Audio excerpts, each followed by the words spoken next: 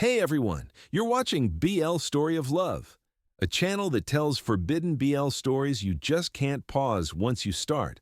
This is a story about how a pregnant Omega went to sell his blood for money just to survive. And a few days later, found out he had saved the life of a famous alpha mob boss, and his quiet, hidden life collapsed in a single moment. Don't forget to support the channel with a like and a subscription so you don't miss new forbidden BL stories you won't be able to tear yourself away from, and tell us in the comments, what city are you watching this from? An Omega named Julian had long ago stopped thinking of his marriage to Alpha. Adrian Lockett as a love story. To him, it looked more like a very long line in someone's financial report. Whenever he tried to remember their wedding day, it wasn't rings and vows that came to mind. It was the cold glare of camera flashes, dry speeches, the smell of polish on the perfectly varnished wooden panels in the hall. Over all of it hung something unspoken. His family got a lifeline when they were already hanging over the edge, and Adrian got what he saw as a convenient asset, an Omega with the right last name. No scandals in his past, soft manners.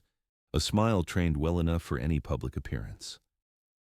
After the financial collapse, Julian's parents drifted around the house like ghosts. His mother whispered with lawyers on the phone. His father sat at a table buried in folders and rubbed the bridge of his nose as if he could erase numbers that refused to add up. The word bankruptcy was spoken in a whisper, like a diagnosis. Adrian Locke's name first came up at a family dinner when it was already dark outside and the food on their plates had gone cold.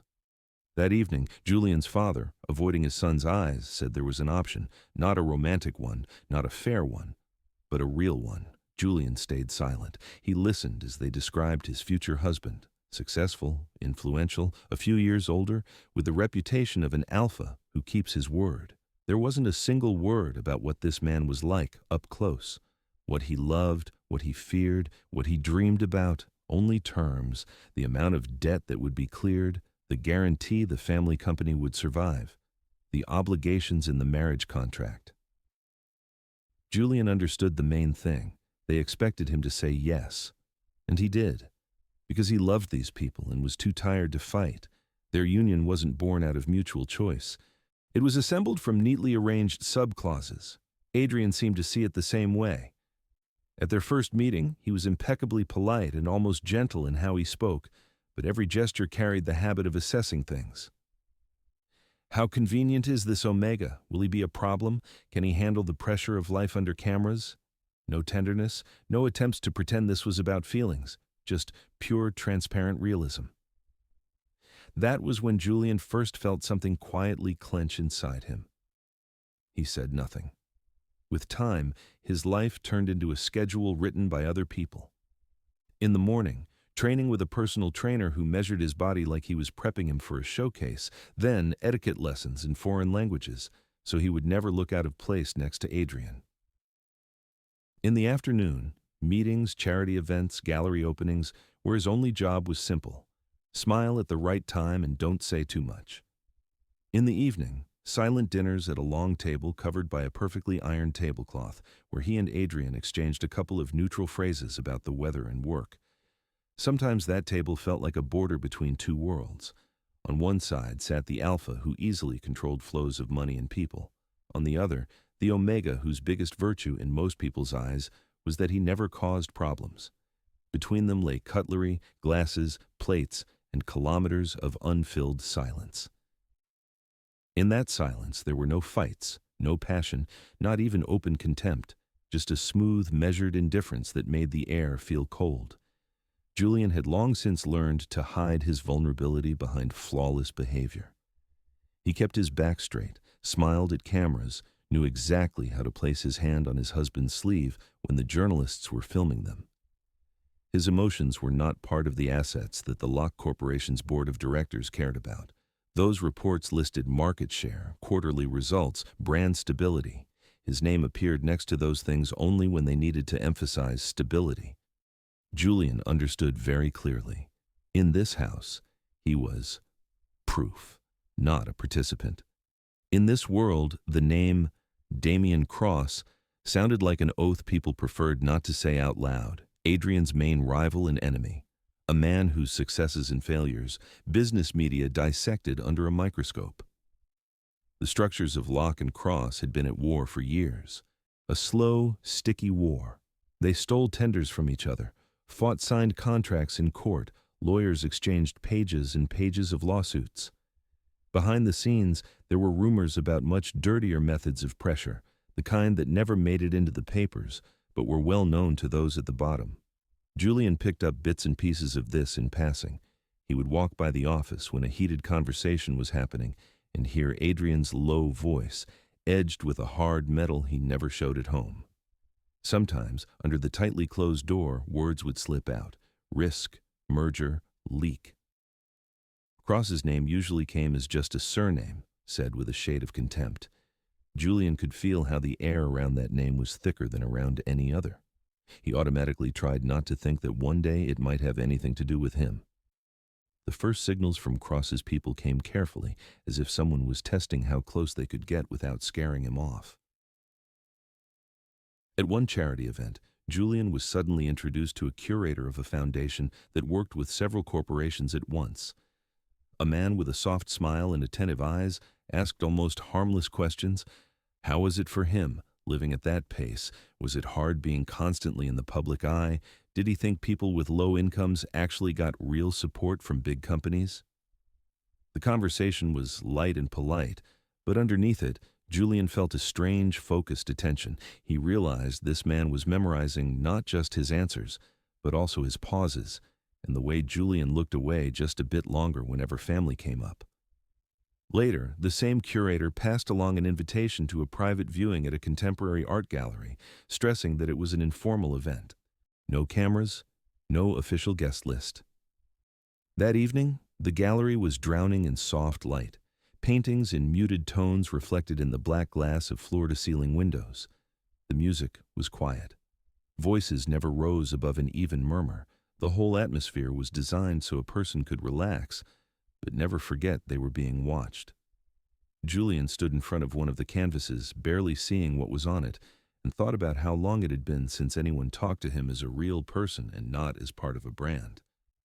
The man with the soft smile appeared beside him almost invisibly. They stood in silence for a while, as if studying the same painting.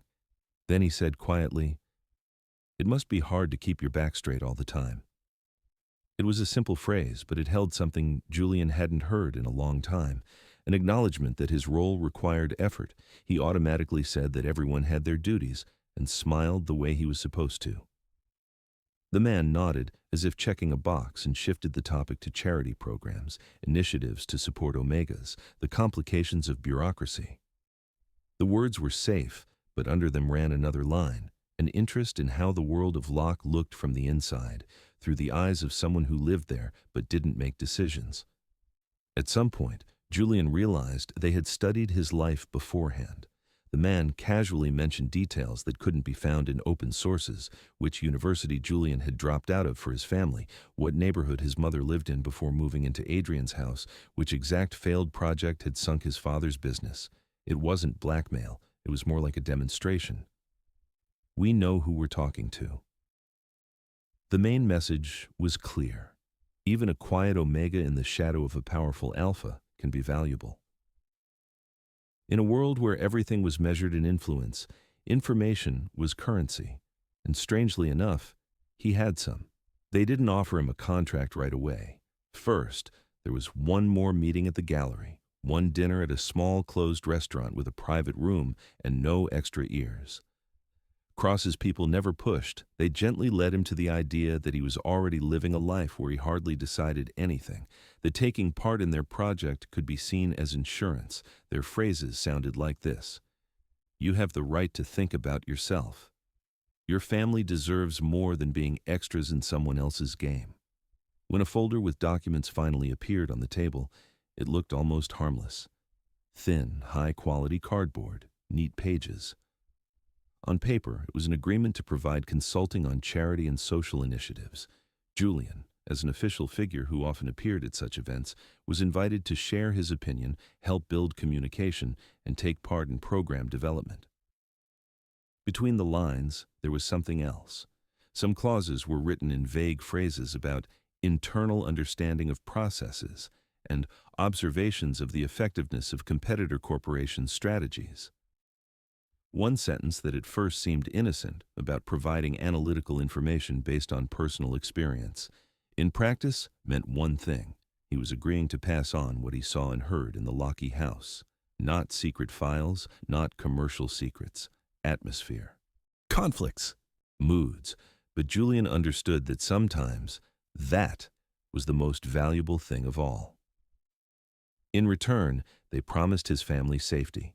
The contract mentioned legal support, protection in case of pressure, the option to move part of his parents' assets under another structure's umbrella.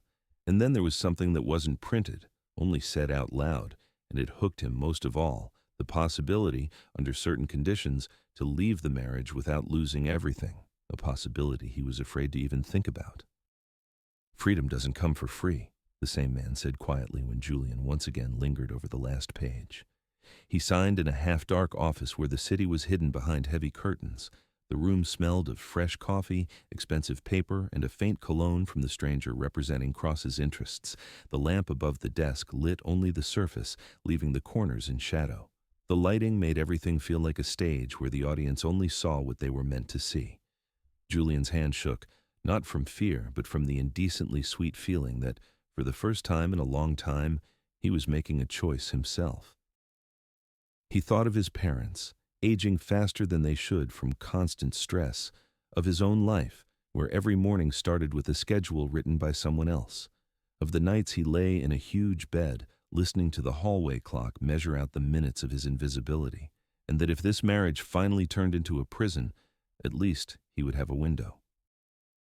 He signed carefully, drawing each letter as if more than just the legal validity of the document depended on it. In that moment, he was thinking only about himself and how to escape a life in which he'd become a decorative piece, perfectly matched to the interior, but always in the background. The contract felt like a rope stretched across a ravine. He had no idea that inside him something else was already happening. Something much quieter and far more irreversible. Cells brought together into a new rhythm were dividing and rewriting his future without asking his opinion.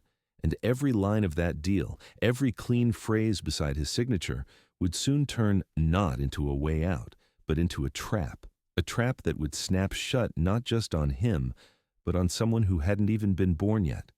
Before Adrian, Julian had another life, uneven, noisy, exhausting, but his, a narrow apartment in an old building where the walls let through other people's fights, and the smell of fried onions from the neighbor's kitchen.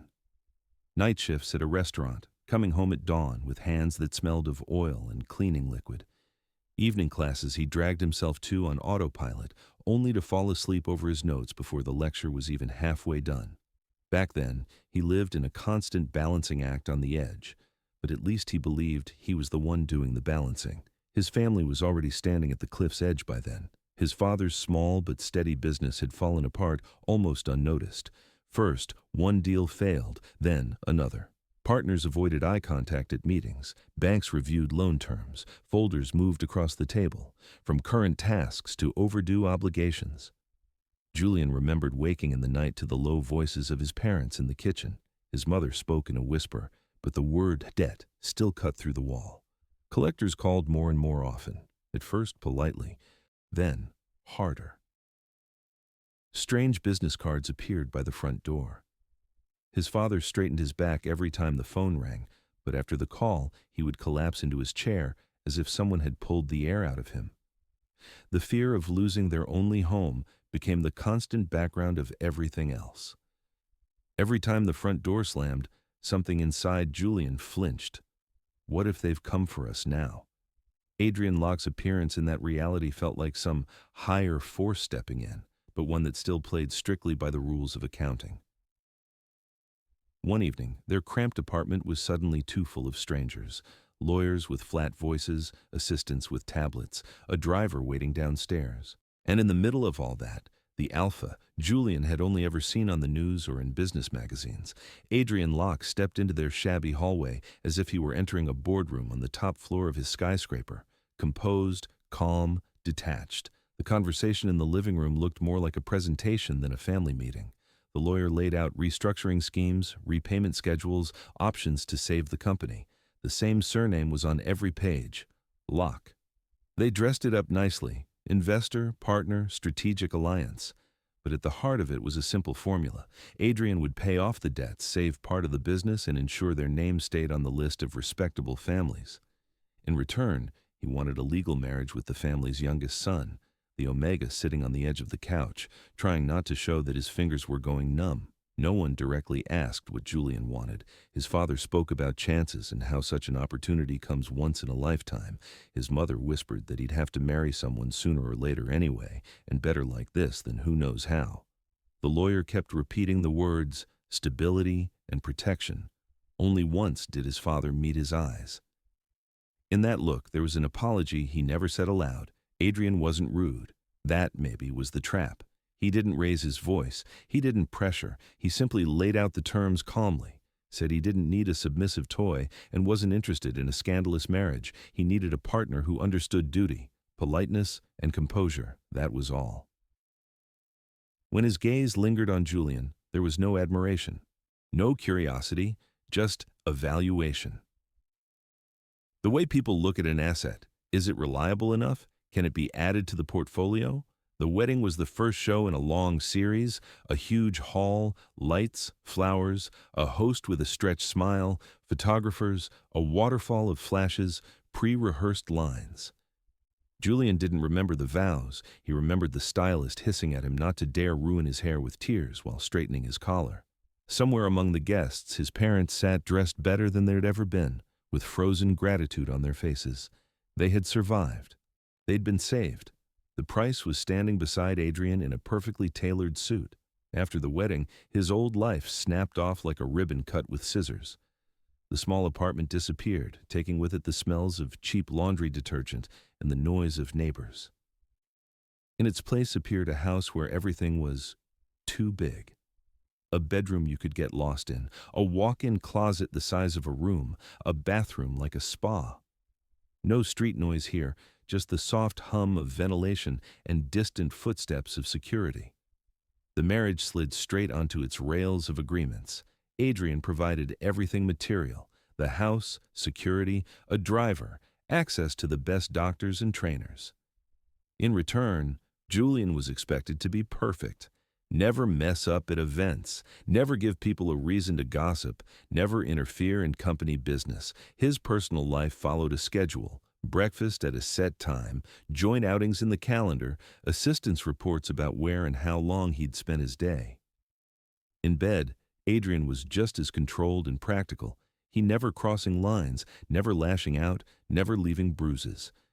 And somehow, that almost made it worse. His touch felt like a task being carried out, as if he was ticking off a box on his to-do list. Spend time with spouse. Julian lay beneath him, listening to his steady, controlled breathing, trying to convince himself that cold predictability was better than the chaotic pain other Omegas warned about. But with every such evening, the emptiness inside him grew, eating away at the silence between breaths. The house lived two parallel lives. On one level was Adrian's floor, his office with a massive desk, the meeting room, a private lounge almost no one entered. That's where decisions were made, risks weighed, strategies for wars with people like Cross laid out. On another was the space assigned to the Omega, the bedroom, the guest sitting room, the gym, the closed terrace where he could drink tea and look at the manicured garden. The walls were transparent, but between those two floors there was an invisible line he wasn't allowed to cross. Whenever he passed the closed office door with its permanent security shadow beside it, he felt like a stranger in his own home. Sometimes he heard Adrian's voice through the wood, lower, sharper, focused, and the quieter responses of his team. The world of real dangers, real stakes, and real risk was boiling in there. Beyond the wall, he was never invited in. Instead, he was handed finished phrases: "Everything is under control. Nothing you need to worry about."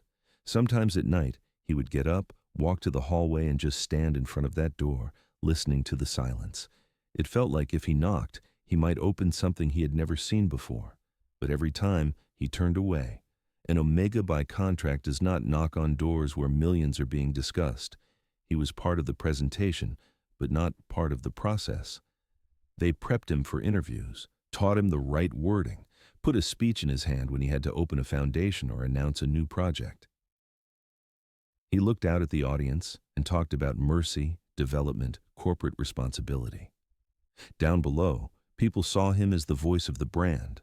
None of them wondered what that voice said when the microphone was off. Against that background, an offer from his husband's enemy looked like danger, but also like a strange kind of recognition. Someone, looking at him, had finally seen not just a polished decoration wheeled out at receptions, but a living person standing in the middle of other people's decisions. That feeling of being invisible, built up over years of marriage, made him especially vulnerable to any hint that he could be a subject, not just an object. In a world where no one asked his opinion even about his own future, the idea that his view of events mattered to someone felt like temptation. Working with Cross looked like a step towards getting his voice back, even if through the warped mirror of someone else's interests. The word betrayal fit that step perfectly. But at the time, standing between the ruins of his old life and the cold luxury of the new, Julian wasn't thinking about loyalty. He was thinking that for the first time in a long time, he could do something not because someone ordered him to, but because he chose to. He didn't notice how that thought became a crack running through the foundation of his marriage. Julian's first meeting with Damian Cross's people was choreographed so that nothing looked accidental. A contemporary art gallery on the top floor of an old building in the city center, but nothing inside showed its age. White walls, even lighting, muted music. Whispered conversations, a closed viewing where there were fewer guests than works on the walls. Everyone there was chosen for their usefulness, not for their love of art. Julian stood by a large window, seeing his reflection in the glass. An expensive suit, a flawless silhouette. He looked like part of the exhibit, another beautiful object without a voice. He felt eyes on him, but they slid over him like over another piece of decor. Guests spoke under their breath, dropping artist names and the surnames of people who could afford those paintings. Now and then, a name flared in the air and vanished. Adrian Locke's name came up a couple of times as a benchmark of cold success. Damian Cross's name was spoken less often, more quietly, with a subtle tension, like people were discussing something sharp and dangerous. The man Julian had seen at the charity evening approached him again. Average height, neat suit without flashy details, soft, almost kind gaze. But behind that kindness, there was something else, sharp, watchful. He stopped next to Julian as if he'd randomly chosen the same window. At first, he stayed silent, letting Julian get used to his presence. That silence was part of the game, making him feel singled out. When he finally spoke, his words were polite, but every phrase pressed gently on sensitive spots. He didn't ask how Julian was doing. He stated things, that his family's business only survived thanks to Locke's money, that the marriage contract was written so that in a divorce, the family would lose almost everything, that Julian himself had been assigned the role of ideal spouse whose opinion only mattered when it came to picking a tie color. He carefully laid out the mechanics of their marriage as if he'd read their internal documents. He talked about how Adrian handled risk, who he met with, how he reacted to Cross's moves. Not a single direct question, only proof that he knew far too much.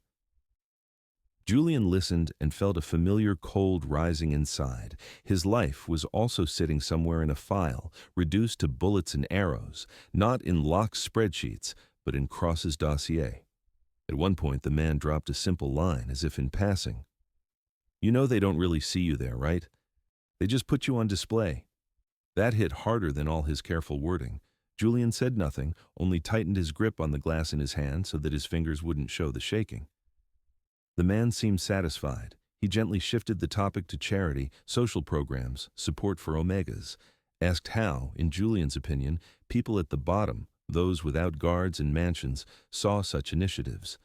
The offer came not as blackmail, but as a logical conclusion from everything already said.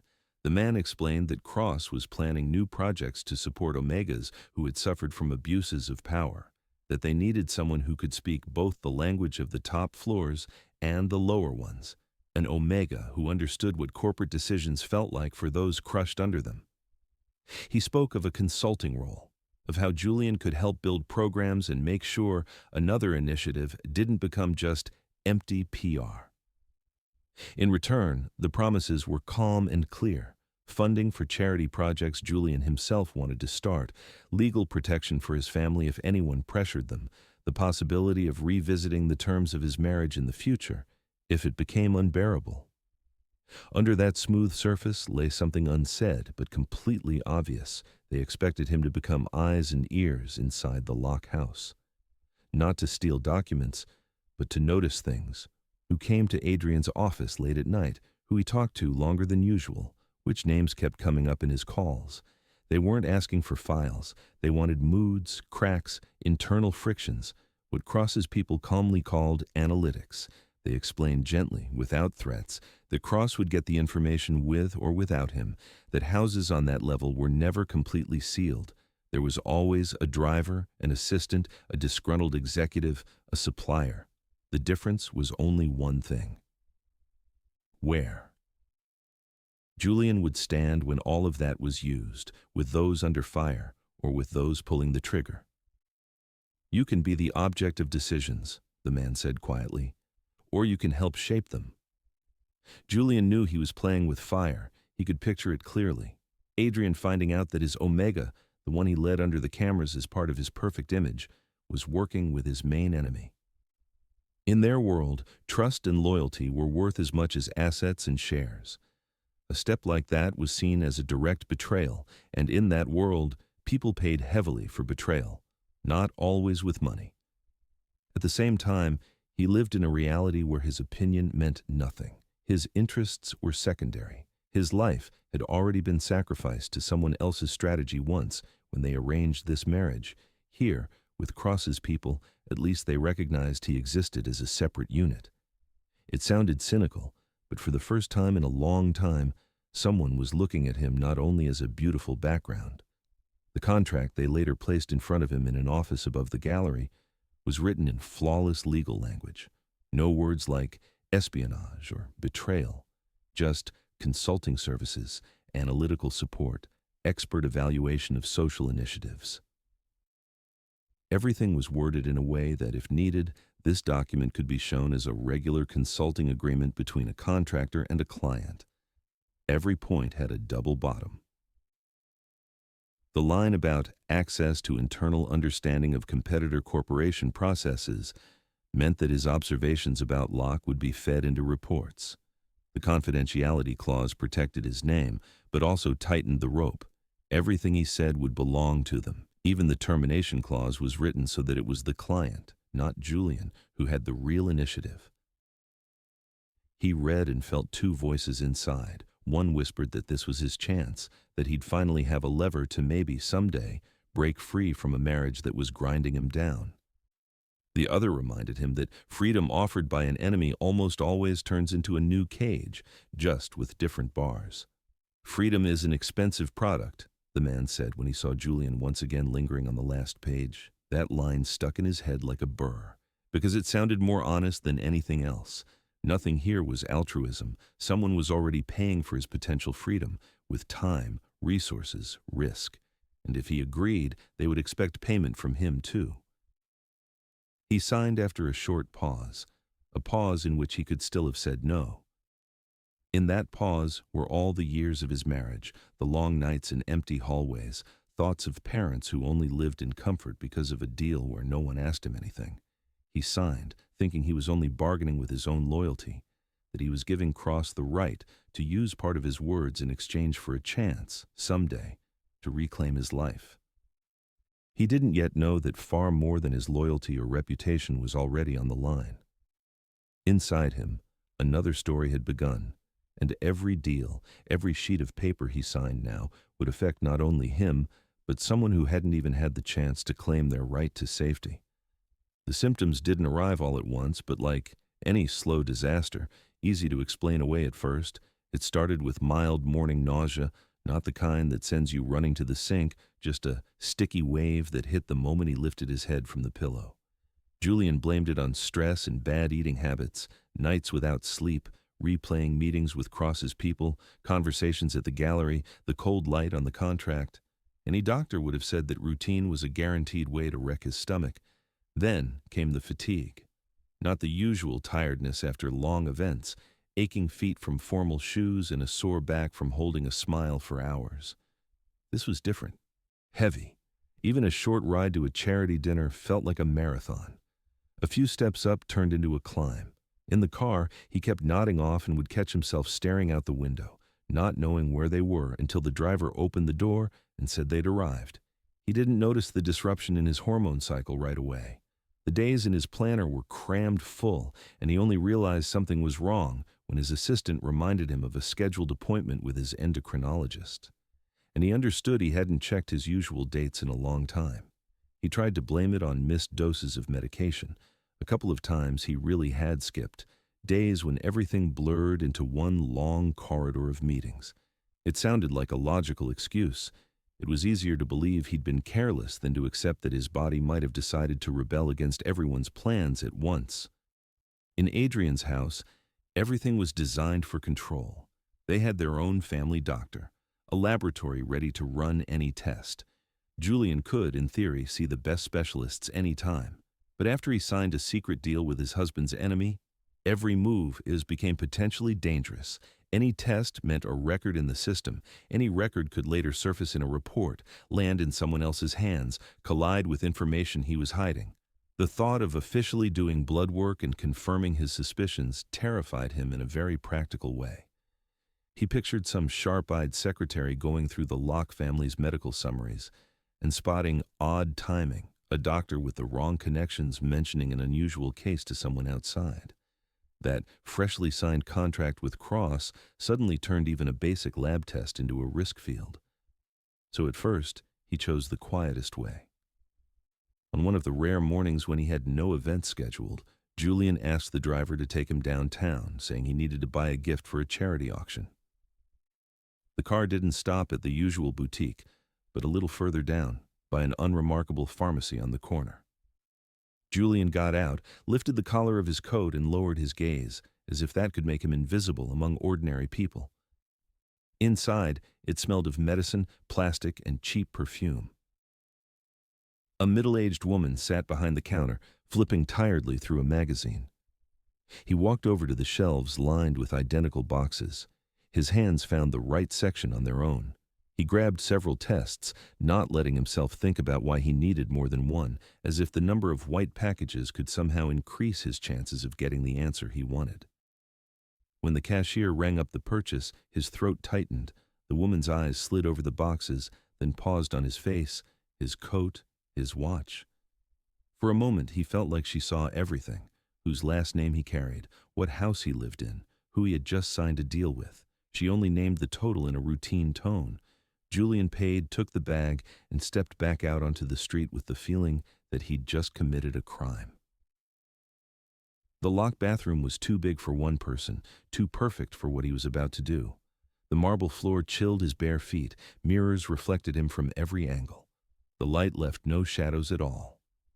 In that sterile space, the cheap plastic sticks from the pharmacy looked out of place, almost dirty, as if they belonged in some other reality where Omegas buy tests in 24-hour convenience stores instead of hiding them in their coat pocket from security cameras. He locked the door, even though he knew no one ever walked into this part of the house without knocking. He opened the first box and read the instructions, though he already knew exactly what to do. His hands moved mechanically. It all felt slightly unreal, as if he were watching someone who looked like him getting ready to hear an answer that would change his life. When he put the test strip on the edge of the sink, time fell apart. Seconds stretched like thick syrup. He sat down on the edge of the bathtub, gripping the plastic strip in his hand, unable to bring himself to look at it. Inside, two voices battled. One demanded he look right away and stop dragging it out. The other whispered, "As long as you don't see it, it isn't real." He caught himself whispering, barely moving his lips. "Please no. Just, please no." He couldn't quite put into words which scared him more: being pregnant or not being pregnant. A negative result meant everything stayed as it was. The marriage of convenience, the secret deal, the empty nights. A positive one would destroy all his newly built plan, but bring something else with it, something he couldn't name yet, and that scared him just as much. When he finally raised his eyes, he saw two clear lines. They appeared confidently, leaving no room for doubt, no faint shadow, no maybe, just a clean, unmistakable sign. Pregnancy broke into his life not as a long-awaited miracle, but as a blow to every scheme he'd just put together. Everything went strangely quiet. The world didn't fall apart, the water still flowed from the tap, the light didn't flicker, but something inside him clicked. He had always known that, as an Omega, he could get pregnant. It had been part of his reality since his teenage years. In their society, Omegas were taught to see their bodies as a resource that had to be controlled. In his marriage, the subject of children had come up several times, but was always pushed back. Adrian would say they first needed to stabilize the market, close a series of deals, prepare the infrastructure. He spoke about it the way he discussed a new project or acquiring a company. The child, in his speech, was just another point in the strategy. Julian, who had long learned not to insist, took those delays as yet another sign. His body was not a priority here. He didn't dare say that sometimes he woke up with the thought of a small hand gripping his finger. Not another photo report from an event. He buried those thoughts deep and called them weakness. If the head of the family said it wasn't time, then it wasn't time. Now everything had changed without anyone's approval. His body had made a decision without asking permission, not from him, not from Adrian. A new life had appeared inside him, tied to this house, this surname, this man who was used to planning and controlling everything. The contract with his husband's enemy, which yesterday had seemed like his personal attempt to break out of a cold system, turned into something much heavier. He was no longer just an Omega pulled between two alphas. He was becoming a parent whose mistakes would affect someone who couldn't defend themselves. That thought hit him like a wave. He sat back down on the edge of the tub and laid a hand on his stomach, where there was still nothing to feel. Under his palm was smooth skin, slightly tense muscles. No movement, no kicks, but his mind already drew an invisible point around which his whole life was starting to turn. Questions swarmed in his head. Should he tell Adrian immediately, show him the test, and admit that their carefully postponed child project had happened without his approval? Should he hide the pregnancy for a while, trying to buy time? Should he try to pull out of the deal with Cross before it was too late? That last idea sounded almost like fantasy. In their world, where a man like Damian Cross prided himself on keeping his word, a one-sided refusal wasn't just bad manners. It was a threat. Men at his level did not like having their plans disrupted. If he told Cross the truth, the pregnancy would become just another lever. If he stayed silent, he'd live each day knowing he was hiding not only a betrayal, but a child. If he confessed to Adrian, the alpha might tighten control, seal every crack where air still came through. If he didn't confess, the truth would eventually surface on its own, and the price then would be even higher. He felt like a man standing at a crossroads where every road passed through fire. The pregnancy became the point where all his choices converged. The marriage signed on the ruins of his family's business, the quiet, almost cowardly submission to someone else's conditions, his signature on a contract with his husband's enemy. Any move from here could either start the destruction of his old life or become its only chance to change. He stood up carefully, walked over to the mirror, and looked at his reflection. Same suit, same neatly styled hair, same practiced expression. Only now there was someone else standing behind that gaze. He suddenly saw it very clearly. He was no longer alone. There was a third player in his life now, small and nameless, knowing nothing yet about lock, cross, or contracts, and for that someone, he would have to recalculate the cost of every step. "What have you done, Julian?" he said quietly to his own reflection. But the question wasn't addressed only to himself. That test, a simple plastic strip with two sharp lines, had quietly flipped his personal board. The freedom he had dreamed about suddenly stopped being a purely personal project. Any freedom he might try to win now would be bought not just with his blood, but with someone's future. And that forced him to recalculate every secret deal from the beginning. Julian's days turned into a series of carefully measured, small betrayals of himself, his own body, and everyone living under that roof. In the morning, he put on the suit chosen by the stylist and became the perfect spouse of a powerful CEO. In the evening, he took off his tie, stood in front of the mirror with his hand on his stomach, and reminded himself that now he was responsible for more than just an image. At receptions, he still stood beside Adrian like a perfectly matched element of decor. The hall, the crystal, the camera flashes, soft laughter. He nodded in the right places, kept up conversations about charity and investments, repeated memorized lines about corporate social responsibility. People shook his hand, told him he looked wonderful, and immediately turned to the next guest. No one noticed that the champagne in his glass had long been replaced with mineral water, or that the hand holding the stem sometimes trembled slightly. He hid the first signs of pregnancy the same way he hid the contract with Cross. Nausea, behind a smile, pale skin, with a remark about lack of sleep. When the smells in a crowded hall became too sharp, he pretended he just needed a little fresh air and stepped out onto the balcony, clutching the cold railing. Out there in the wind, he sometimes felt like he could breathe again. Inside, any strong scent, perfume, alcohol, food, turned into a test for a body that now cared less about his plans than about what was happening inside. At home, he became even more cautious. Where he once allowed himself to linger in the kitchen and chat with the cooks, he now passed almost silently, avoiding extra looks. He cut contact with staff down to the bare minimum, knowing that any odd behavior could be the start of rumors. Loose clothes, soft sweaters, slightly roomier shirts, everything was chosen to hide any change in his figure for as long as possible. He still didn't go to doctors officially. Ironically, the house that gave him access to the best specialists was more dangerous than a cheap clinic on the outskirts. Any appointment, any lab result could land in systems accessible to Adrian's people, and from there, it could spread further. Instead, he read articles online at night, digging up old lectures and advice he'd once heard from other Omegas. He was teaching himself again. Which foods to avoid, what level of activity was still safe, how to calm down when his body reacted too sharply to stress. The deal with Cross hadn't gone anywhere. At fixed intervals, his phone vibrated with a special tone he'd set only for those contacts. Neutral messages. No names, no obvious instructions. A suggestion to meet, to clarify details. Sometimes a short call was enough. A calm voice asking 3 or 4 precise questions: who had been in the house recently, which surnames he'd heard, whether Adrian's travel pattern had changed. That voice never asked how Julian himself was.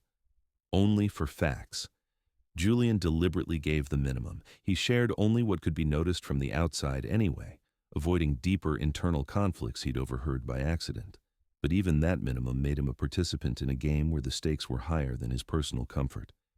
Every message he sent left a metallic taste inside. After such conversations, he would stand at the window for a long time, staring at the garden and telling himself, "Enough, one more step, and you won't get back." And yet the steps continued. The pregnancy unexpectedly sharpened his sensitivity to everything happening with Adrian, where before he simply registered that his husband had come home later than usual.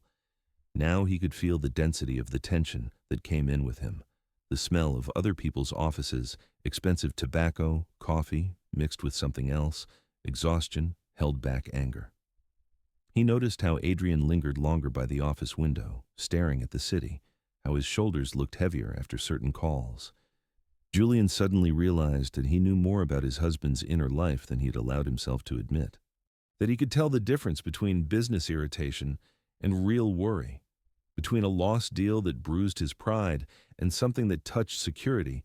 He'd simply chosen not to think about it before, cutting himself off from trying to understand, so it would hurt less. Now anything that smelled like risk or threat echoed through the same filter. How close is this getting to me and the baby? Sometimes he caught himself watching Adrian a little too long, watching him take off his jacket, loosen his tie, sink into a chair. In those moments, contradictory feelings clashed inside him. On one side, the man he had betrayed by signing a contract with his enemy. On the other, the father of his child, even if Adrian didn't know it yet. Those roles merged and split apart, making everything feel even more absurd. Nights were the hardest. They still shared one bed, divided by an invisible diagonal line across the sheets. Adrian, as usual, went to sleep late, scrolling through reports on his tablet. Julian turned off his light earlier, lay with his eyes closed and listened to his breathing. Sometimes, out of habit, the Alpha reached for him, touching his shoulder, his hip, going through the motions of familiar intimacy. He had no idea that the body under his hand was already changing, that every extra millimeter of pressure sent a wave of anxiety through Julian. Those touches made Julian tense more than before, not because he didn't want him, because every move now carried the same question in his head. Will he notice? Will he feel it? Will he ask? He both longed for and dreaded the moment when the truth would become obvious. Sometimes he thought Adrian's hand stayed on his stomach a fraction of a second longer than usual, that his eyes, just for a heartbeat, caught on his waistline. In those moments, Julian's heart pounded so loudly he was sure it could be heard across the room. He caught himself whispering short, desperate phrases into his pillow. When Adrian rolled over and left him alone, Julian almost silently breathed. Not yet, please, not yet. Give me a little more time.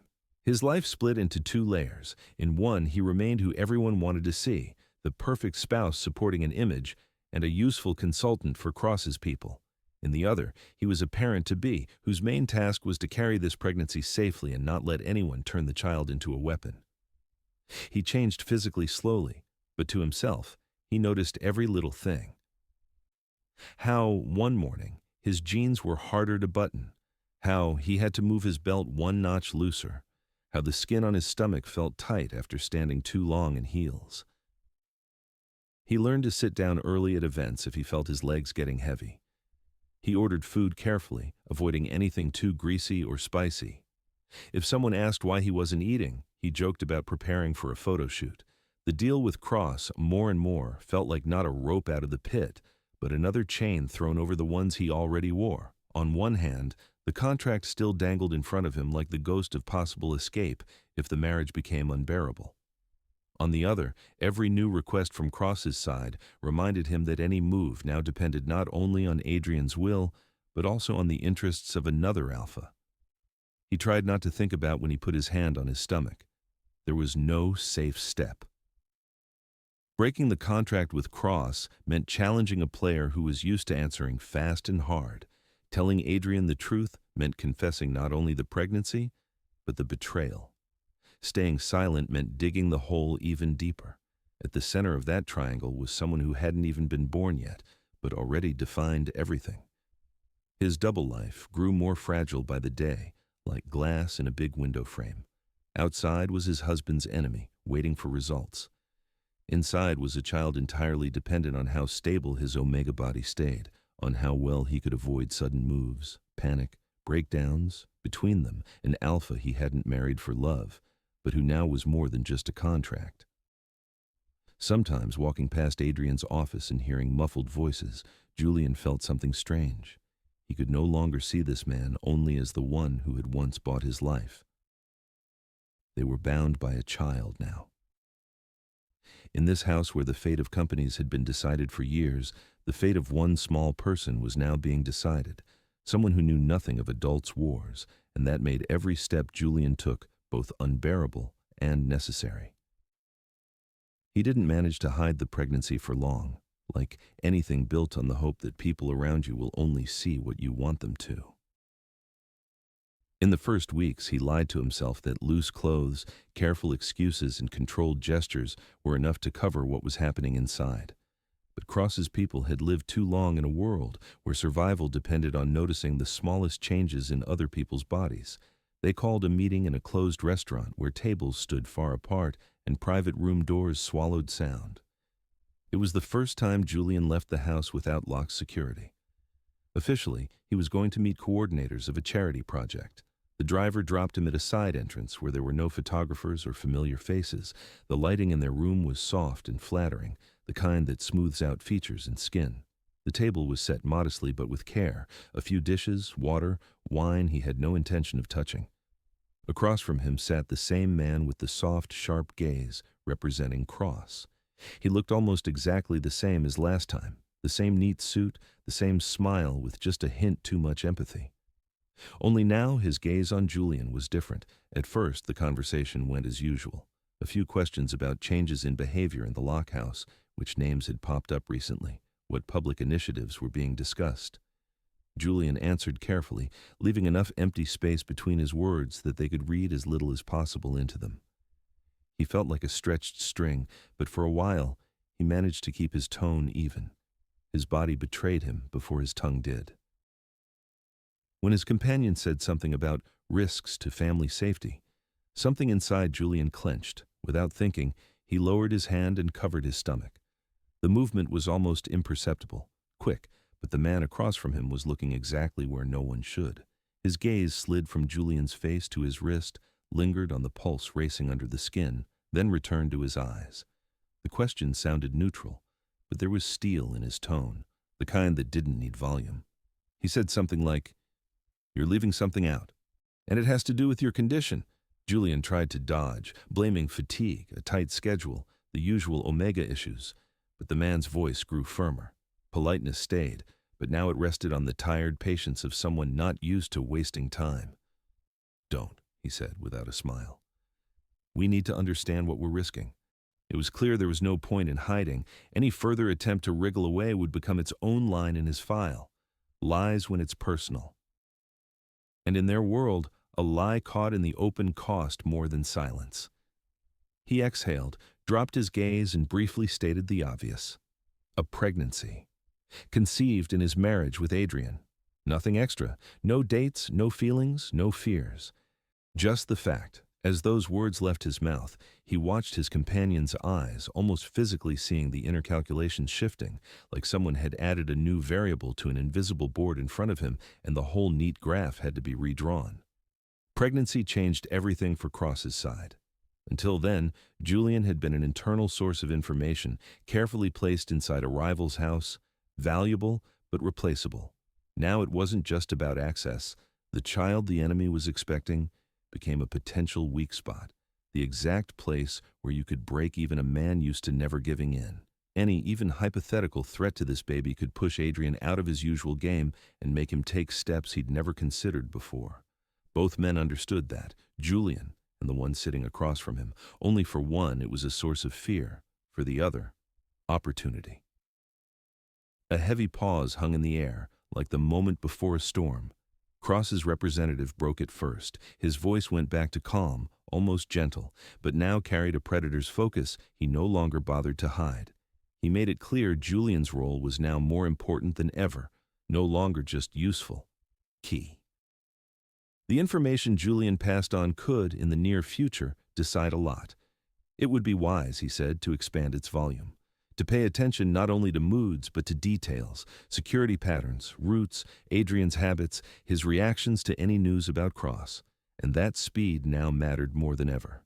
In return, the promises started flowing. Enhanced protection. Additional safety measures, if needed. The possibility, if things escalated, of moving him and his family somewhere else. His words were calm, logical, almost caring, as if they were talking about a partner sharing the risk. He even said, "No one will dare use your pregnancy against you, not us." The promise sounded doubtful. In a world where power was built on seeing other people's weak spots, and Omega's pregnancy was never a neutral factor. It was always a resource of vulnerability, or both. Julian listened and felt each of the man's words wrap another invisible thread around him. He knew these people could protect him when it suited their goals, and just as easily back off when the cost of protection outweighed the benefit. The promises didn't sound fake. They were honest in one narrow sense. As long as he was useful, they would keep him safe. Only useful in this world could be redefined in a single day. When the meeting ended, he left the restaurant not relieved and not broken, just numb. The night air smelled of gasoline, rain, and something else, something metallic. The car they'd sent for him approached the steps a little slower than usual, or maybe it just felt that way. He slid into the back seat, closed his eyes, and pressed his hands to his face for a moment. Inside, it felt like his life had turned into a tight knot, with too many hands forcing in their own threads. On one side, Locke, with all his expectations, control, and silent claim to every cell of his body. On the other, Cross, who now smelled blood in the most literal way their world understood it, and somewhere between them, Julian himself and the tiny life inside him that didn't belong to Cross or Locke, but could become a tool for either. At home, everything looked the same soft lights, the same distant footsteps of security, the same scent of expensive wood and cleaning fluid, but now every object felt like part of a set on someone else's stage. He walked down the corridor, thinking that the one person whose decisions mattered most still knew nothing. Adrian went on living inside his strategic wars, negotiated, signed documents, gave orders. His days were packed with meetings, his nights with reports and short, efficient sleep. He had no idea that the person closest to him in status was carrying two secrets, each one powerful enough on its own to bring down everything he'd built. Sometimes, looking at Adrian's profile lit by the monitor light, Julian caught a thought that made him want to laugh and close his eyes at the same time. In this house, the enemy had smelled blood before the man who shared his bed, and that made the already warped world feel even more crooked. The truth about the pregnancy couldn't stay invisible forever, no matter how carefully Julian tried to keep reality patched together with loose clothing and cautious movements.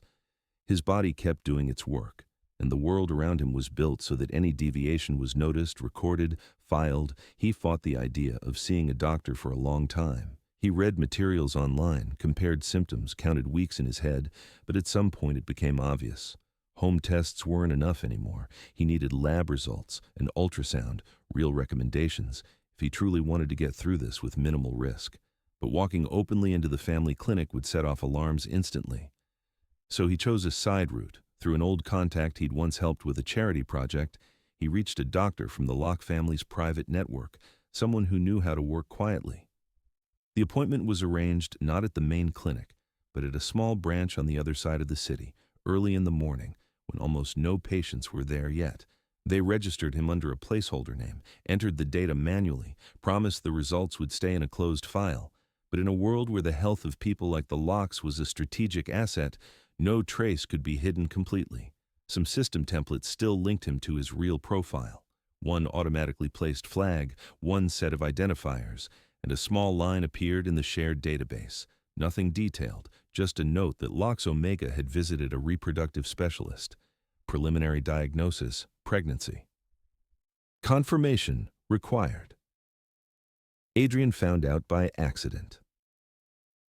He was skimming his regular security and family health report, scrolling past the usual notes about his parents' checkups, his nephew's vaccines, minor injuries in the security team. His eyes snagged on a familiar name. The report said, Julian had visited a doctor tied to reproductive medicine.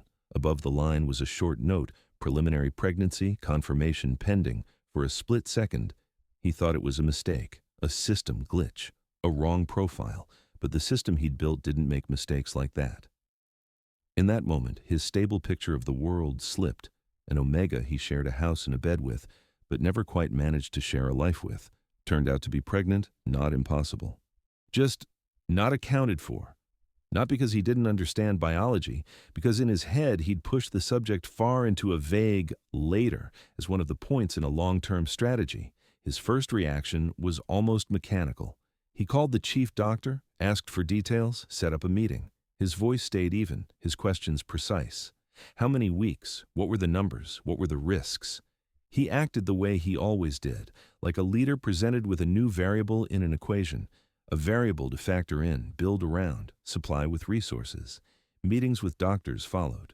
Schedules were adjusted. New instructions went out to staff, change the diet, lighten the physical load, increase security, but subtly. The driver was told to avoid certain routes. Security updated their protocols. It was all very Adrian. Fast, targeted, quiet. But the more he saw real proof of the pregnancy, the harder it became to keep it at the level of dry figures. Now that he knew what to look for, he saw what he'd been missing.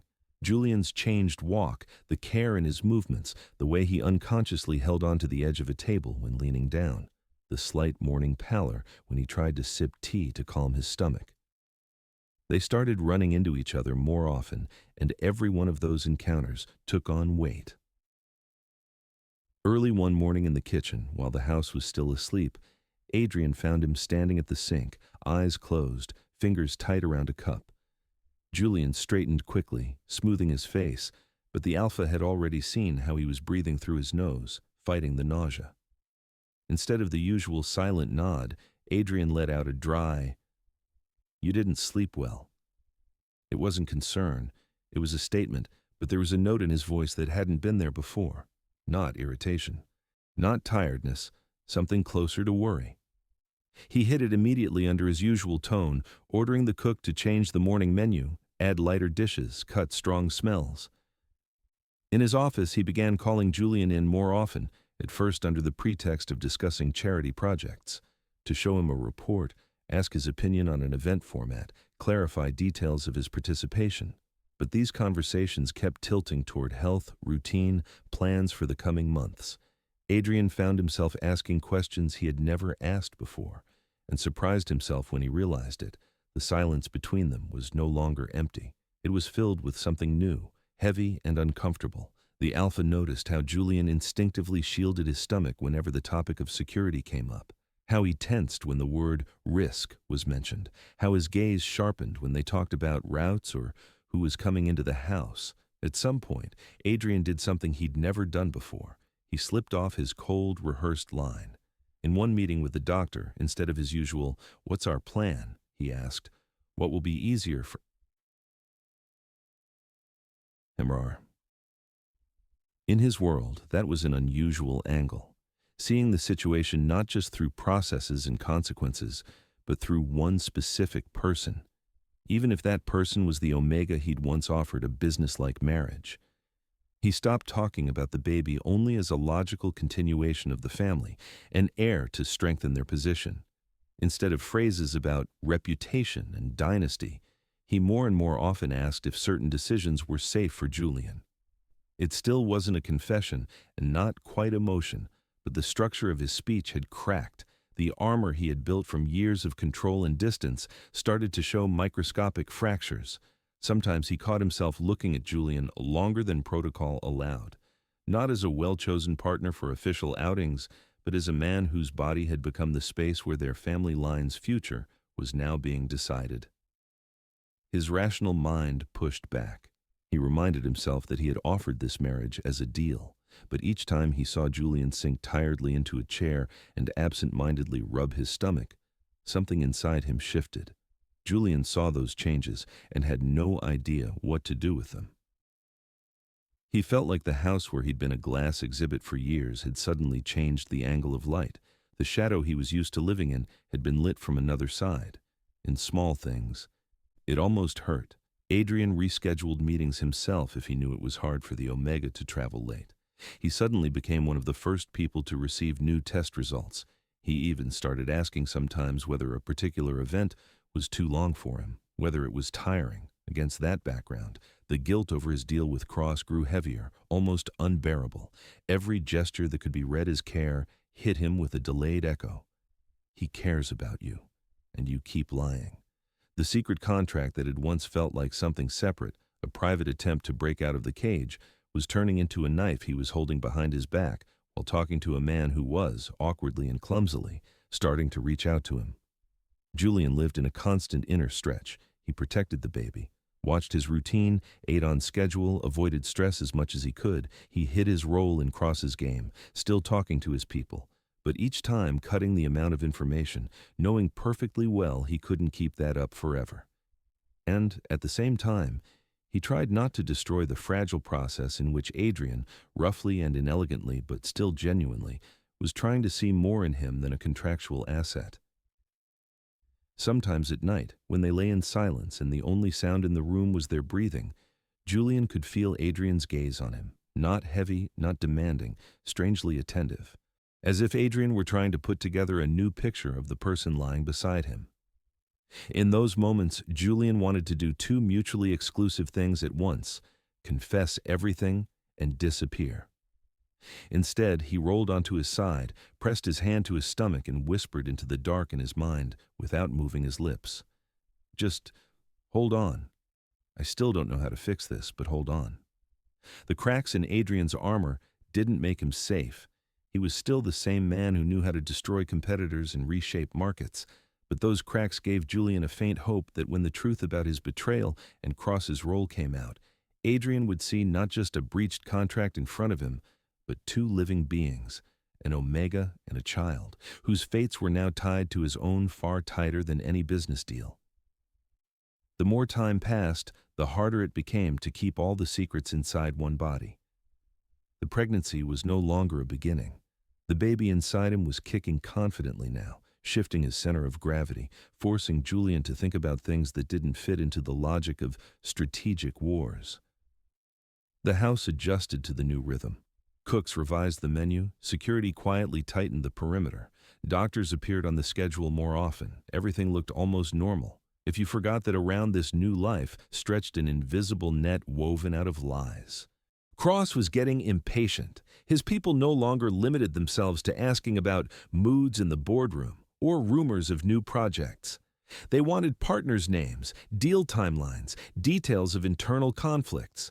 They asked who argued with Adrian the longest, who he had stopped inviting to closed meetings, which surnames provoked the sharpest reaction.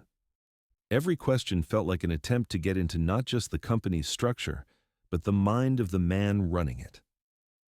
At the same time, Adrian was pulling Julian more and more into discussions of charity programs and image projects, not just as a pretty face for presentations, but as someone whose opinion he, for some reason, had started to factor in. They showed Julian reports on the foundations, asked which initiatives felt genuine and which looked like empty PR.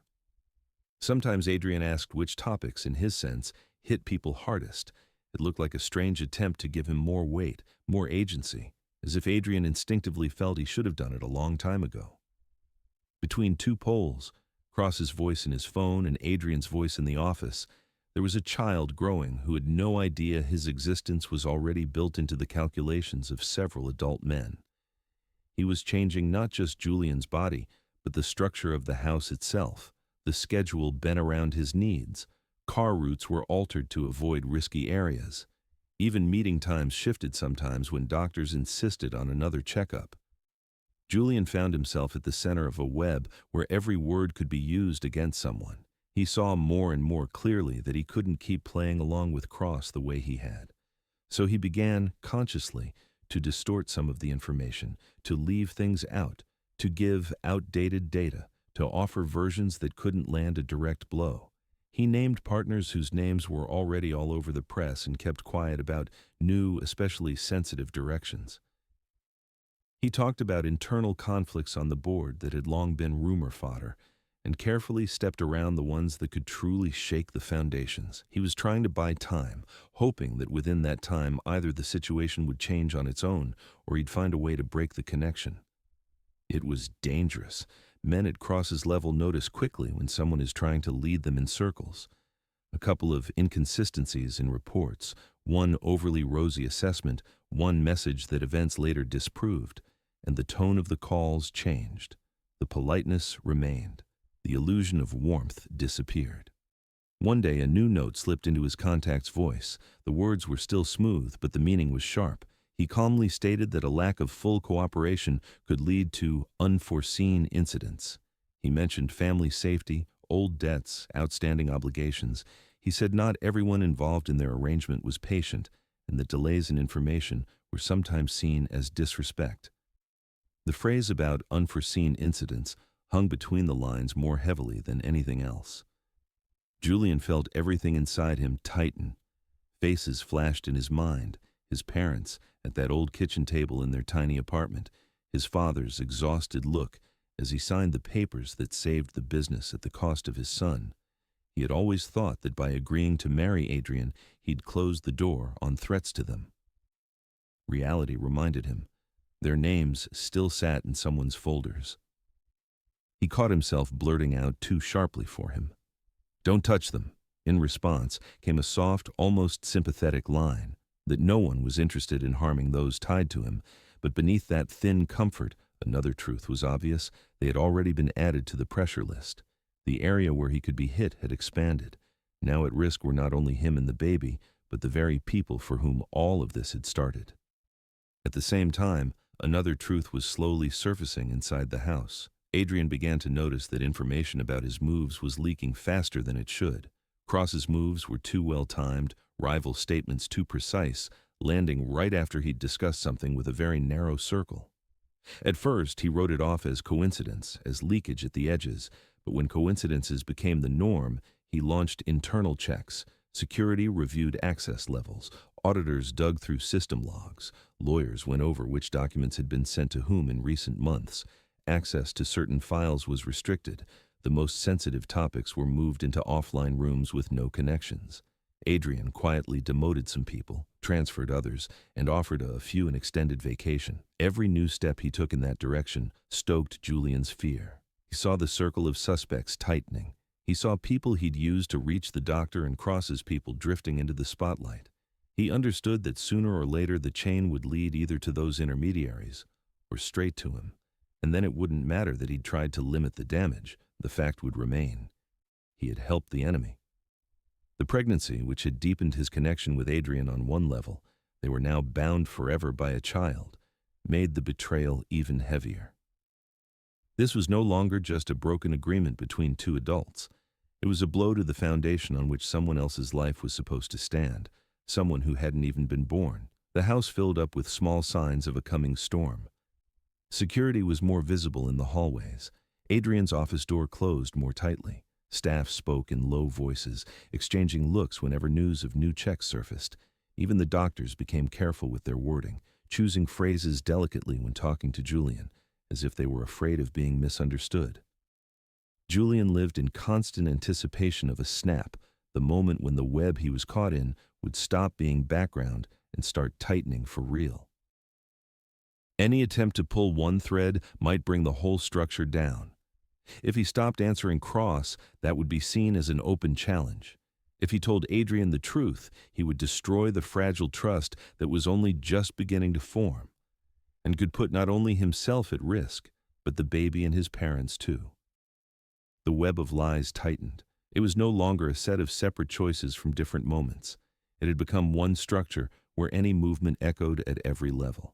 Julian had reached a point where continuing to lie meant deepening the chasm they would all one day have to cross. And telling the truth meant risking everything that still held this strange, fragile family together. Each new day made the choice harder, not easier, because with each new day, the life inside him shifted and moved, reminding him who he was most afraid of failing.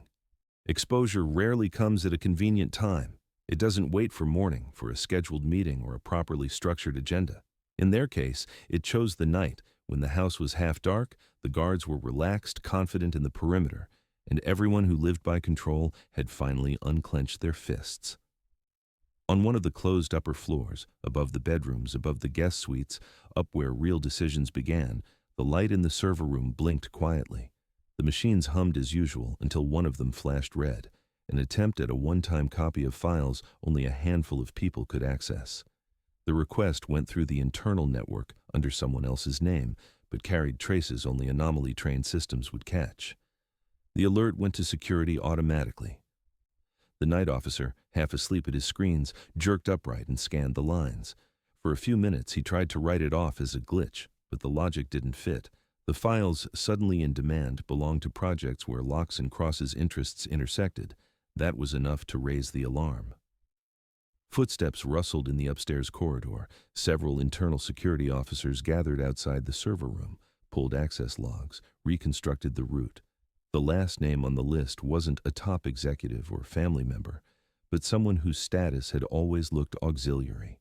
The very intermediary Cross had used to reach Julian. A name that had lived on the edges of attention suddenly sat in the center of the screen.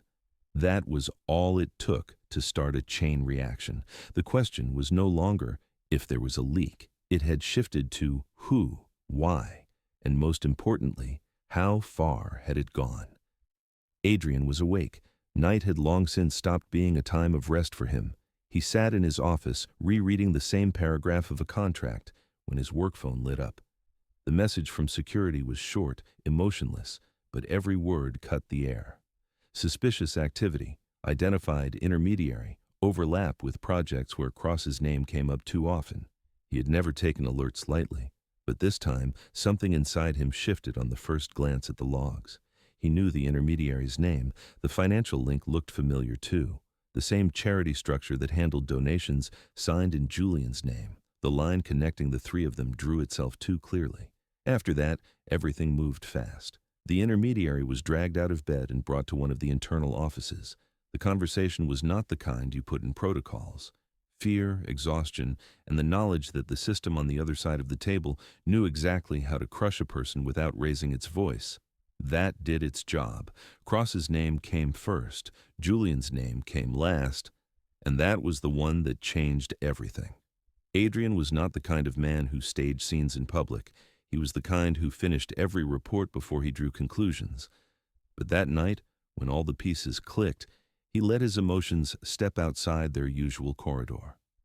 The blow landed not only on his business front, it hit the fact that, under his own roof, in his own bed, the person lying beside him had been, not openly, but undeniably, smoothing the path for his enemy. The next link in the chain was easy to find. Money transfers, matching dates of meetings, messages that, out of respect for the Omega's privacy, had never been pulled into the main monitoring system.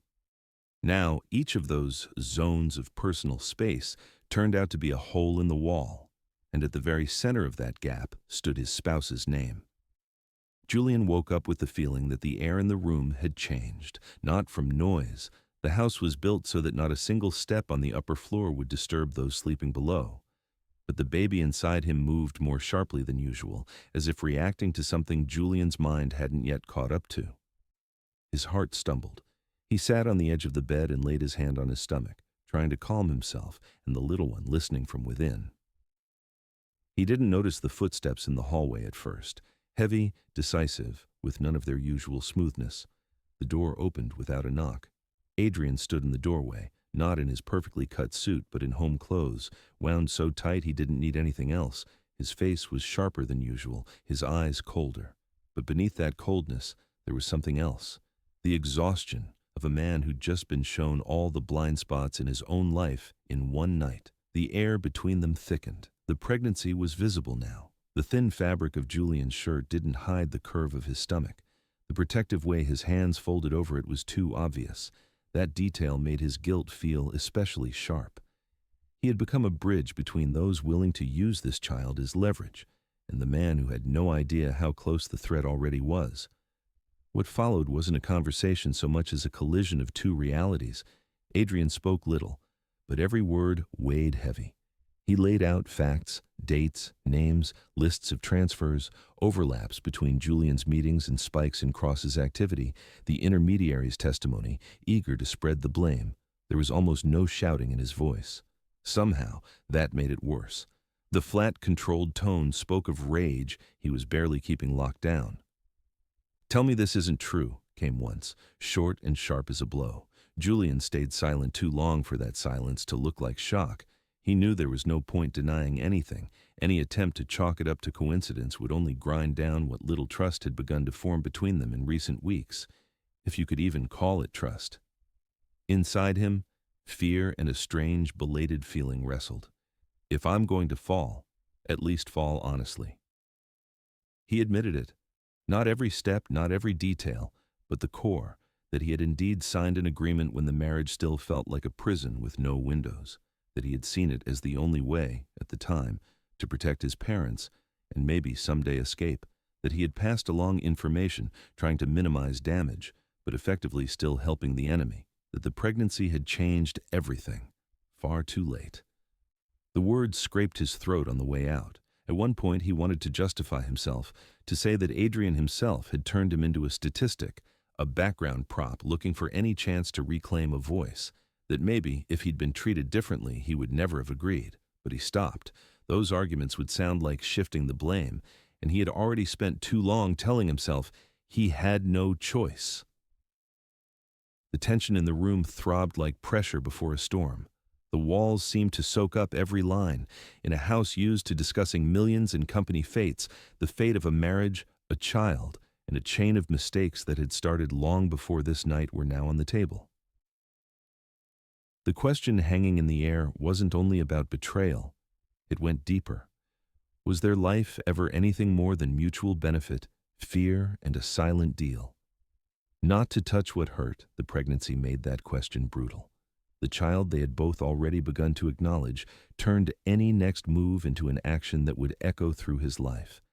Adrian stood before a choice no business school or years of rivalry had prepared him for. He could do what he'd always done with those who broke contracts, cut them off, punish them, close the issue so hard no one would dare repeat it. That would calm the board, shore up his image, restore the symmetry of power.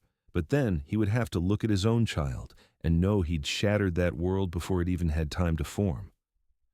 For the first time in a long time, he had no script. Anger, logic, territorial instinct, and a hazy sense of responsibility fought inside him. He didn't see an abstract traitor in front of him, but a specific person he'd spent years keeping at the edge of his life. A person he was suddenly bound to more tightly than to any business partner. Julian, in turn, stood before a choice no smaller. He could keep defending himself, leaning on survival, on fear, on the lack of options. He could spread some of the blame onto Cross, his parents, the system. Or for the first time, he could fully own every signature, every phone call, every meeting he still chose to go to even when the child inside him was already listening to his heartbeat. Crises don't last forever. Tension can't stay at maximum. Either everything breaks, or something new, crooked but stable, is built on the rubble. After the night of exposure came a day unlike any other. There were almost no usual meetings or calls. There was something else. The need to consciously decide what happens next instead of just fending off blows. Morning didn't start with a report. It started with silence. The house seemed to be listening to what its owners would choose.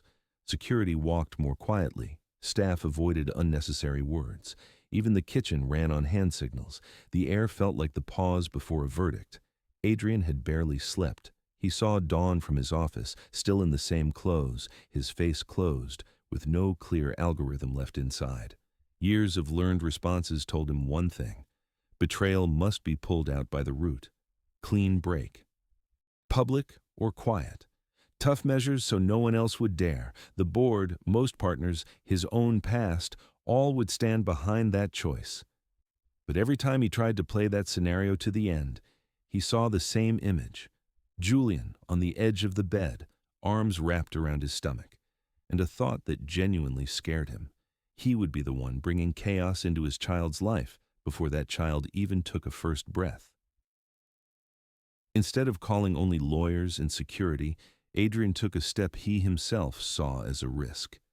He dug up an old contact, a number given to him years ago by one of the very few people he trusted as a person, not a report, a family therapist, a crisis of trust specialist. Someone once recommended back when marriage was discussed in abstract terms, not as a source of internal danger. Dialing the number felt almost physically unpleasant. For a man used to solving everything in closed rooms with leverage and pressure, admitting he needed an outside perspective meant admitting his own vulnerability. But he called anyway, outlined the situation briefly, and agreed to a session, breaking all his old rules about keeping strangers out of his private space. The therapist's first visit to the house felt like a foreign body in a tuned system. Someone security hadn't vetted through 10 levels, sat in a room with no cameras, and didn't write anything down. He just listened. First, to Adrian. Adrian spoke in short, dry bursts like giving a report. Marriage of convenience, information leak, the intermediary, the pregnancy, the night confrontation. He barely used pronouns, only phrases about responsibility and risk. Then it was Julian's turn. Until then, his voice in that house had almost always sounded either in public or in carefully measured lines. Now he had to speak differently. He talked about how he'd ended up in a marriage where he was unseen, how he agreed because his family was on the edge and no one cared what he thought about his own life, how he got used to being decor until the emptiness inside became too much. He talked about how the contract with Cross hadn't been an act of revenge, but a desperate attempt to get back even the illusion of control, about fear that the family would be thrown away the moment it stopped being convenient to Locke, about believing he could limit the damage by sharing only what wouldn't kill, and about how the pregnancy destroyed that illusion. Suddenly, it was clear he couldn't control even his own body, let alone a man like Cross. The therapist didn't excuse or condemn. He simply handed their words back to them in a different wrapping. Adrian had to see that the betrayal, however serious, had grown in soil he himself had laid down.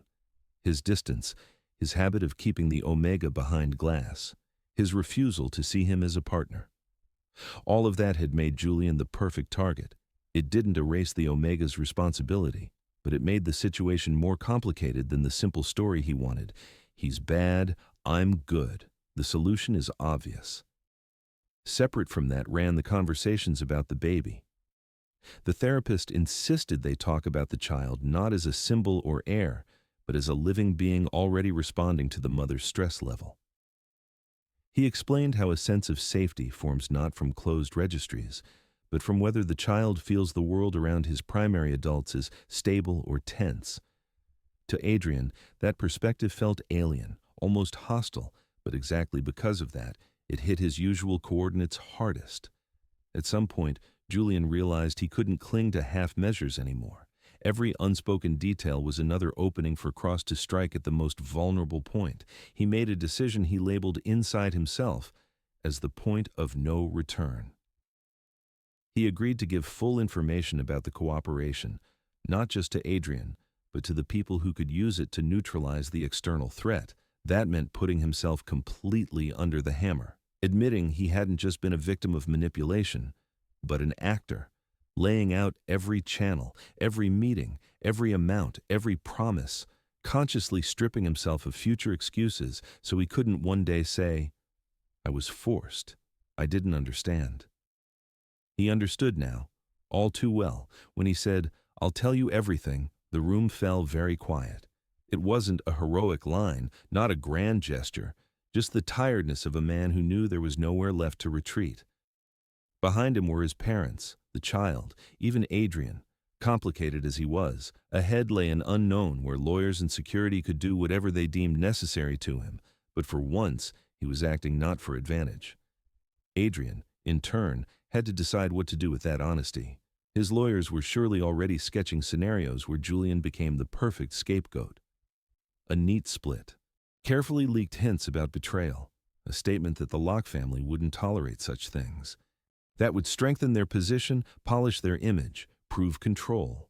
Many in his circle expected exactly that. He could do it. He spent a long time turning that option over, fitting it into his usual model of the world. Every time he hit the same picture, the face of a child he hadn't even seen yet, but who already lived inside the man everyone told him to crush like any other asset. He realized that if he chose that path, he'd spend the rest of his life looking at his son or daughter and seeing not a new branch of the family, but the price he'd demanded. His decision didn't make him soft or safe. He didn't suddenly become someone who forgives everything, but he chose to redirect the blow. Instead of bringing all his weight down on the weakest link, the Omega, he turned it toward the root, the structure that so easily used people like Julian as expendable. The information Julian provided became not a reason to grind him down, but a tool to hit Cross. Lawyers and security got access to every thread leading outward, and for the first time at a strategy table, Adrian clearly stated Julian would not be the figure sacrificed to close the matter, not because he was innocent, but because he had already spent too much of his life being sacrificed to other people's schemes. That choice didn't buy him love. It didn't erase the night's conversation, didn't magically restore trust, didn't guarantee they wouldn't hurt each other again. But it was the first move not measured in money, reputation, or market positions. It was a move that took into account the well-being of the people next to him, not just the preservation of his own face. For Julian, that day was strange. He still felt fear, guilt, uncertainty. But somewhere deep inside, a faint, almost painful feeling appeared that in their world, for once, a decision had been made that wasn't bought by either side. A decision not made for money, and that gave a fragile hope that the child he carried might grow up in a reality where, at least sometimes, choices were made for something other than power. The following weeks stretched out as if someone were pulling time at the edges, testing whether it would hold. The house that had once run on a predictable schedule of meetings, receptions, and dinners turned into a crisis command center.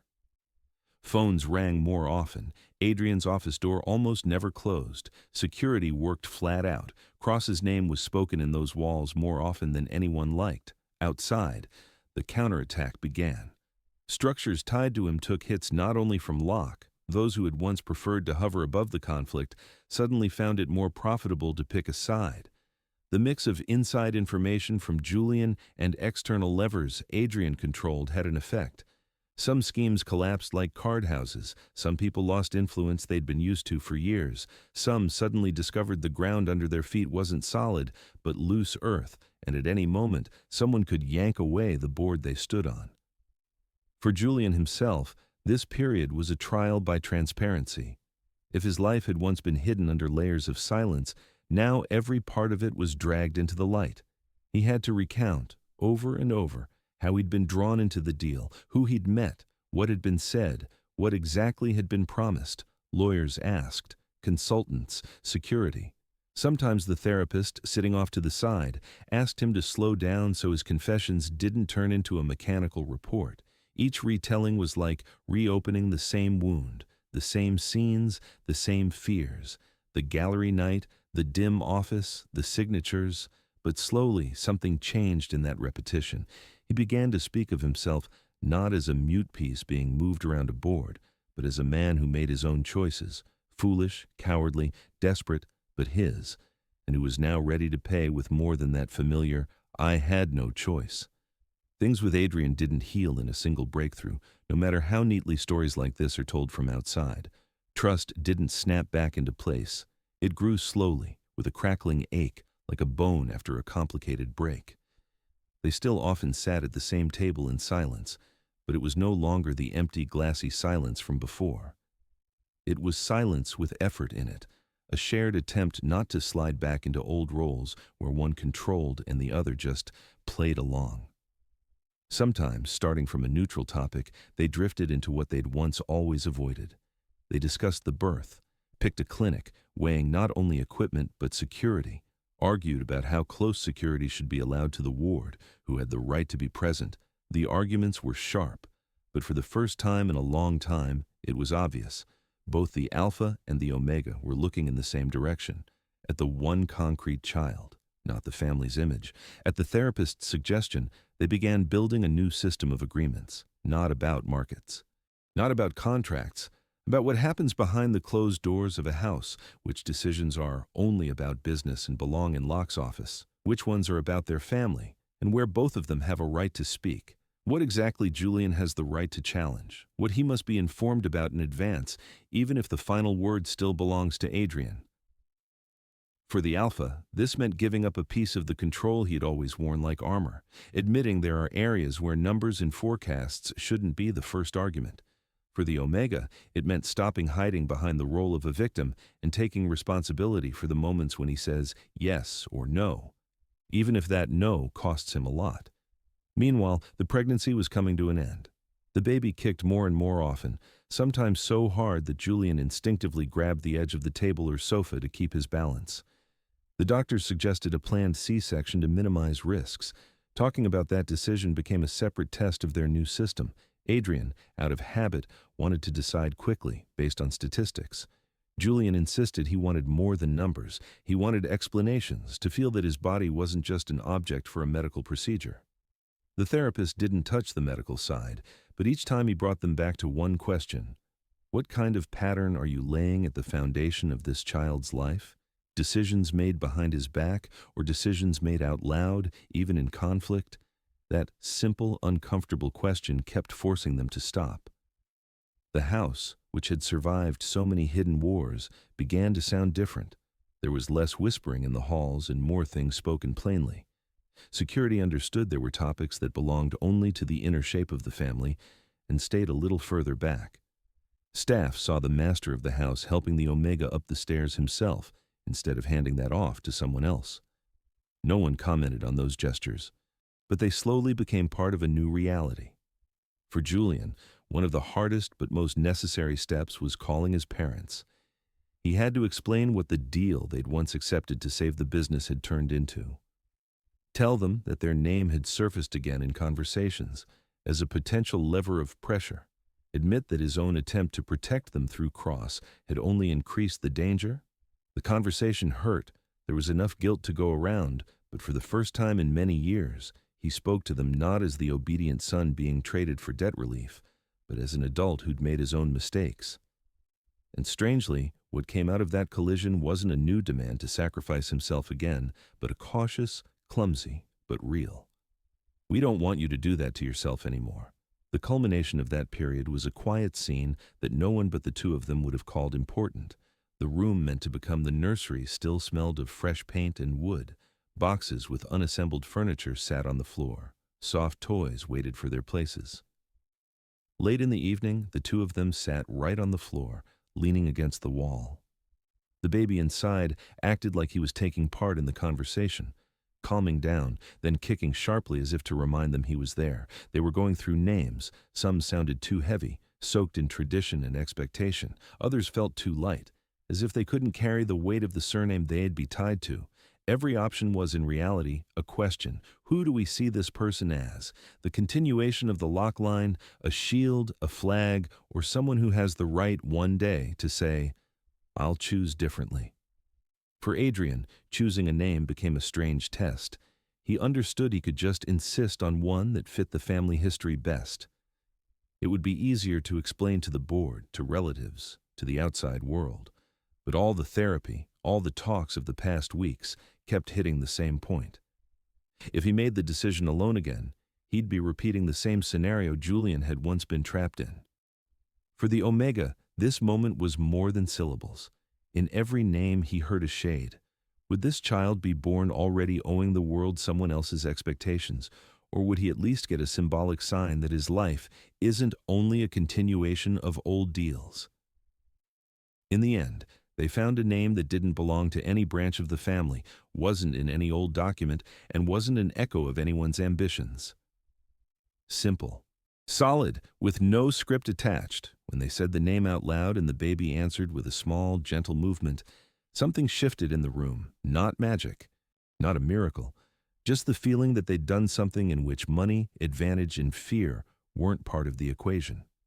A decision made by two people, with a third in mind. That scene became their new vow, not a solemn one, not written in any document, not recited under camera flashes. A vow to keep living in a way that, when this child grows up, he doesn't learn about his most important life decisions from someone else's lips, and doesn't find out that deals about who he should be were made behind his back, and that they themselves, whatever happened between them in the future, would never again let his life be used as currency in anyone's war. The birth happened under the care of a team they trusted more than anyone else. That trust hadn't come out of nowhere. It had been built over weeks, checking every doctor, every nurse, every door in the clinic where there should be no extra eyes. There were no cameras in the room.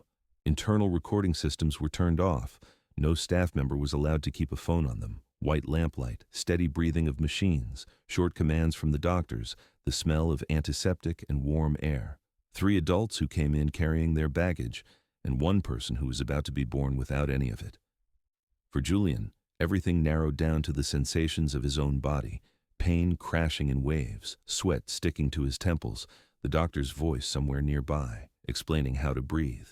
He tried to hold it together, not scream, not break, but at some point he still choked out a low, "Just don't leave us." Even he didn't know who he meant. Himself, the baby, both.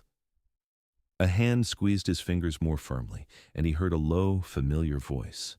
Adrian's, a voice that usually belonged only in boardrooms.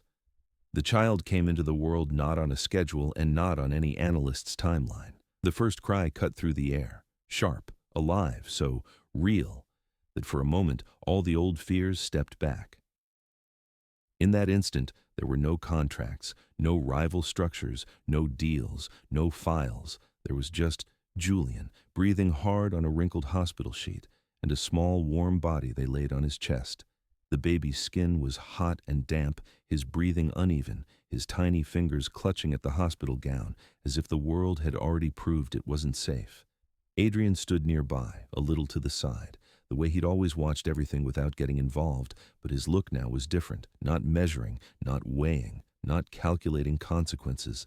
There was naked, almost lost surprise in his eyes at the fact that life could appear not by plan, not as part of a strategy, but simply because two people had once shared a bed and then spent far too long not saying what they really wanted. In that confusion, something like a vow was born, one he didn't say out loud, but felt in his body, not to repeat the mistakes that had once pushed the man lying on that sheet to go looking for freedom in the enemy's hands. The first days in the hospital room were a strange mix of exhaustion and clarity. The baby needed round-the-clock care, and that turned out to be the best protection against slipping back into strategies and fears. Julian learned how to latch him, change him, calm him when he cried for no visible reason. Doctors talked about norms, charts, percentages. For Julian, it all narrowed down to a few things. Is he breathing evenly? Are his fingers warm? Does his chin tremble? Adrian, used to delegating everything that wasn't business, suddenly became the one who took the baby himself at night when the nurse stepped out. At first, his movements were awkward, as if he were holding an important but fragile document, not a person. Then his grip steadied, his gestures softened. He stood by the window for a long time at night, the baby pressed to his chest, listening to the small snuffling breaths, and, for the first time in years, letting himself not think about what tomorrow would bring on the market. When they were discharged, the house didn't greet them like a triumphant return of the heir, but like a complicated reorganization. One of the living rooms gained a crib. Meeting schedules were adjusted to the baby's rhythm. Some rooms changed function. Security received new orders, monitor not only the perimeter, but the information field around the family. In some places, framed awards came off the walls, replaced by shelves for baby things. Small things, but they added up to a reality where the child wasn't a symbol, but the center of gravity. The first months of the baby's life were both a test and an opportunity. They were learning to be parents without having a perfect model to copy.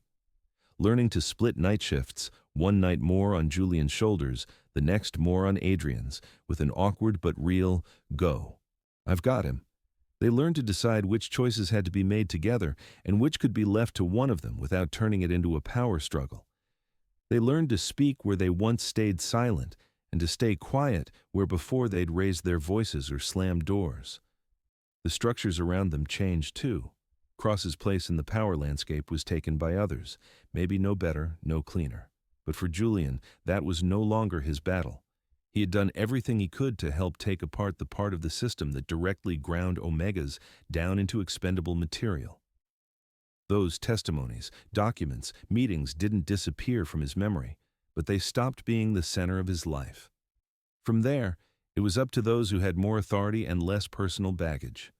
Over time, their marriage stopped being only a marriage of convenience. It didn't turn into a fairy tale with perfect breakfasts and evenings by the fireplace. There were still scars between them, nights when they couldn't quite forgive each other, days when old habits tried to pull them back into distance. But slowly, the union became something more honest, not a polished shop window, but two people who, through mutual pain and resentment, still chose not to run to opposite sides of the world, but to rebuild a foundation brick by brick. The child grew up in a house where tough decisions were still made, where markets, strategies, and security were still discussed. But there was one unwritten rule. None of those decisions could be made as if he were just an extension of the surname. At least one person always looked at him not as a strategic asset, but as a separate, priceless life. Sometimes that person was Adrian, canceling a meeting to be there for his son's first word. Sometimes it was Julian, refusing a PR appearance because he knew the baby needed him that day. The past didn't go anywhere. It lived in pauses, in occasional lists of old names, in the way both of them reacted a little too sharply to new corporate scandals in the news. But it stopped being a script and became a warning, a personal note about where silence leads when one person lives for control, the other for survival, and both forget they can at least try to talk. To me, this story isn't about romanticizing betrayal. It's not about how cheating magically leads to happiness. It's about how sometimes the most destructive choices crack open systems that looked unbreakable, about how an omega, always treated as the convenient piece, can one day stop being silent background and become the one who changes the rules. First by breaking them, then by helping build something new.